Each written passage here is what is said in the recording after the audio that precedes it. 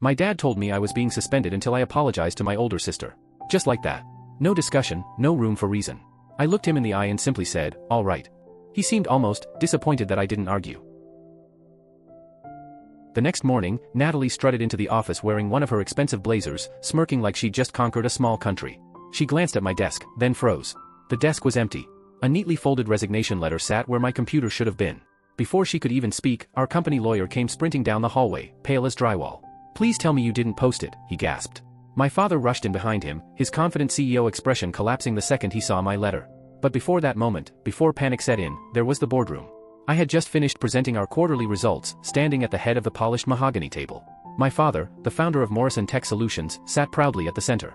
Natalie, wearing that smug little curve in her mouth I knew too well, sat beside him. Then Dad's tone changed. That deep, final voice he'd used on me since childhood came out. "You're suspended," he declared. I blinked. "Suspended? Until you apologize to your sister for undermining her authority," he said. 2 weeks. Without pay. You need time to reflect on proper workplace behavior. Natalie actually tried to look hurt, tilting her head with fake innocence. Anyone else might have bought it. I'd spent my whole life decoding her. Beneath the forced injury, she was glowing with victory. What had caused all this?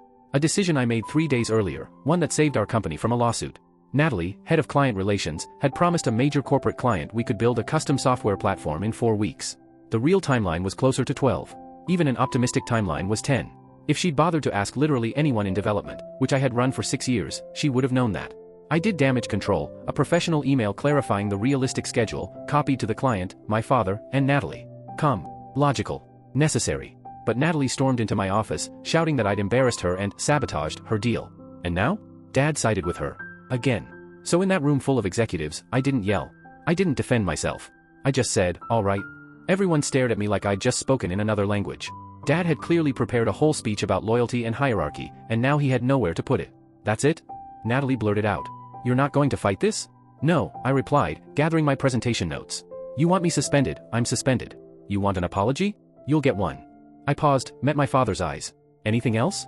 Or should I go clear out my desk for the next 2 weeks?" For the first time, Dad actually looked unsure. "We'll expect you back on the 15th, ready to move forward professionally." I nodded. No emotion. No tension. Just, done. I walked out, leaving behind a room full of uncomfortable board members and my sister's victorious grin. My office had been my world for 6 years.